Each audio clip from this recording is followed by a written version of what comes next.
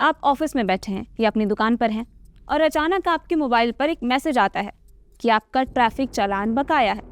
इसको अभी तुरंत भुगतान करिए, नहीं तो आपकी गाड़ी ब्लैक लिस्ट हो जाएगी। मैसेज में एक लिंक होता है, आप उस पर क्लिक कर देते हैं और फिर अचानक उससे एक ऐप डाउनलोड होता है और कुछ ही मिनटों में आपके बैंक खाते से सारे पैसे गायब। जब तक आप ये सोचेंगे कि सचमुच आपका चालान था या फिर कुछ और, तब तक आप साइबर ठगी का शिकार बन गए होंगे। आज की काम की खबर में हम बात करेंगे इसी फर्जी ई चालान और आरटीओ स्कैम की, जो शुरू तो हुआ था अभी हाल के दिनों में राजस्थान से, पर अब ये धीरे धीरे पूरे देश में तेजी से फैल रहा है। हम आज जानेंगे कि ठग कैसे लोगों को निशाना बना रहे हैं, कौन कौन से नए तरीके इस्तेमाल हो रहे हैं और सबसे जरूरी किससे बचना कैसे है। तो आइए जानते हैं कि आखिर क्या है ई चालान स्कैम।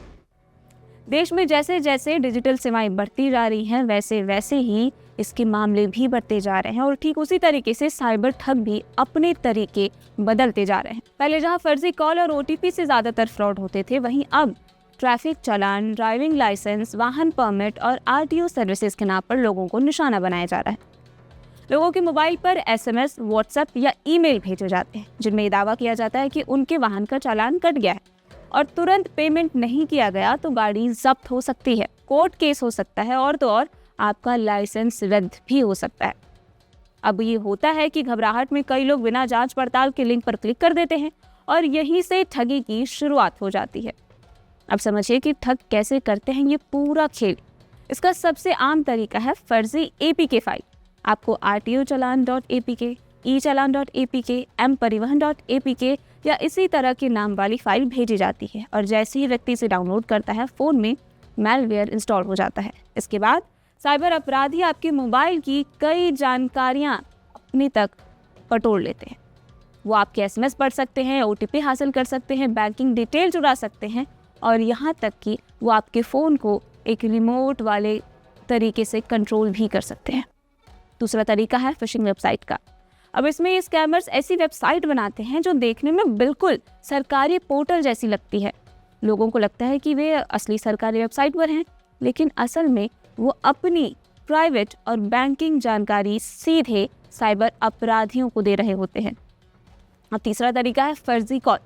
कुछ मामलों में अपराधी खुद को आरटीओ अधिकारी, ट्रैफिक पुलिस अधिकारी या फिर सरकारी कर्मचारी बताकर कॉल करते हैं और तुरंत चालान भरने का प्रेशर बनाते हैं। और सिर्फ ई चालान ही नहीं, बल्कि तेजी से स्कैम्स भी बढ़ रहे हैं। इसे जान लीजिए कि आज साइबर ठग सिर्फ ट्रैफिक चालान तक सीमित नहीं है, बल्कि आज तो वो digital arrest scam, KYC update scam, electricity bill scam, parcel scam, fake loan app scam, QR code scam, job scam, investment scam, AI voice clone scam और कई तरीके की चीज़ें कर रहे हैं।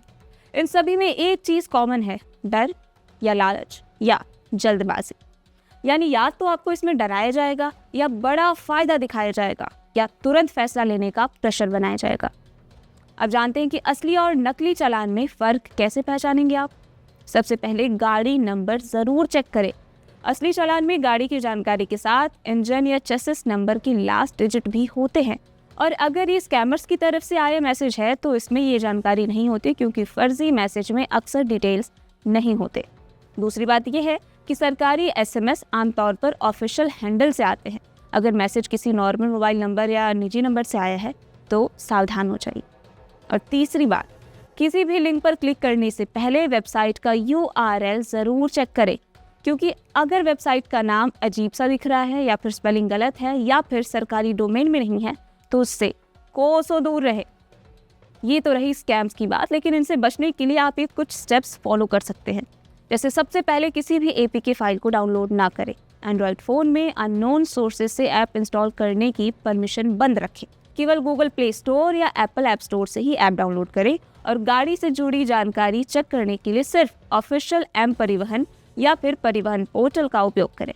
किसी भी क्यूआर कोड को स्कैन करने से पहले उसकी ओरिजिनलिटी चेक करें। ओटीपी, यूपीआई पिन, सीवीवी और बैंकिंग जानकारी किसी को भी ना बताएं। अगर कोई सरकारी अधिकारी बनकर पैसे मांग रहा है तो पहले उसकी पहचान पूछे। मान लीजिए आपने स्टेप्स फॉलो नहीं किए किसी भी वजह से, अगर आपके साथ ठगी हो गई है तो अब क्या किया जाए।